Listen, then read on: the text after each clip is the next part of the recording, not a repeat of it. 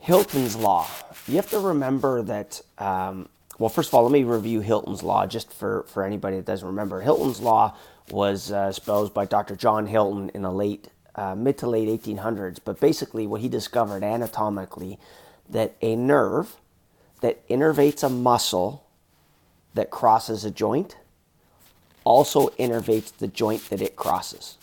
In other words, if a muscle, any muscle that crosses a joint, okay, any muscle that crosses a joint, the nerve that innervates that muscle also innervates that joint. So as an example, just as a refresher, maybe this can help with, because I was just talking to a doctor about why knee and hip problems almost always go together, and it can seem like people can have both. Remember Hilton's Law.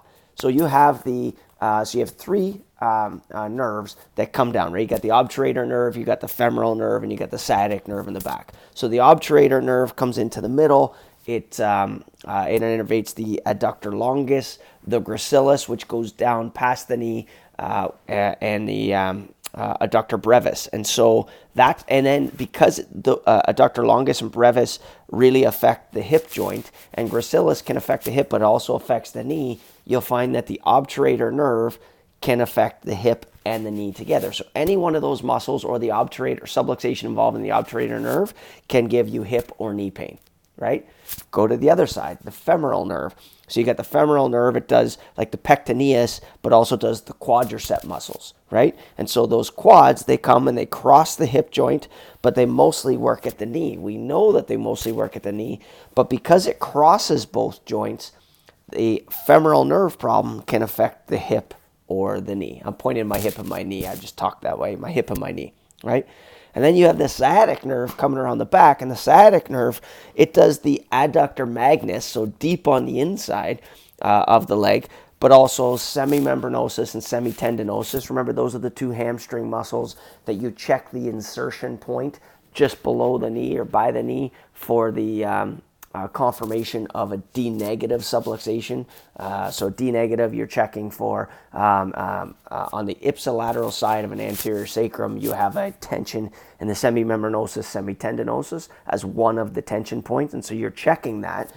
It crosses the knee, and then you also have the bicep femoris, which is on the back of the leg, which is a powerful hamstring muscle that causes flexion of the knee. But it comes from below, just below the hip joint, actually. But those ones also can affect the hip and the knee. So Hilton's Law just says that any nerve that innervates a muscle also innervates the joint that it crosses and the skin, membranes, and tissue around the same joint. So keep that in mind when you're doing a clinical evaluation of somebody. When you're clinically evaluating, I want you to think about today, like the nerve that's involved, the specific nerve that's involved. And maybe this is a call to brush up on your anatomy, right? Is that if you didn't easily just follow some of that stuff that I said, maybe it's a call to brush up on your anatomy. But looking at somebody clinically, sometimes it looks like joint pain. Sometimes it looks like muscle pain. Sometimes I can release a muscle in the leg, down by the knee, and it affects hip movement and vice versa. You have to look at the body as a whole, but as a chiropractor, I look at it from the lens of the nervous system. And so I'm always checking, okay, that nerve, it comes out. Here's all the things it innervates. Let me check all of those things it innervates to put it together to see if it makes sense. I understand there's the process of knowledge of like a kinetic chain and a closed kinetic chain. But for me, chiropractically, when I'm looking at a patient, I just think about the nerves. It helps me clinically to think mostly about the nerves, where they go. And if I figure out the nerve that's involved, either by my analysis or a nerve scan or whatnot, then I can look at all the things that nerve innervates to make sure that they're right to accentuate their advanced healing. All right, I hope you find this useful, maybe a bit of a kick in the pants. If you have questions about it, post it in the online group. I'd love to have a discussion. I like these kinds of discussions, and I hope it wasn't too much for you on a Tuesday morning. Thanks.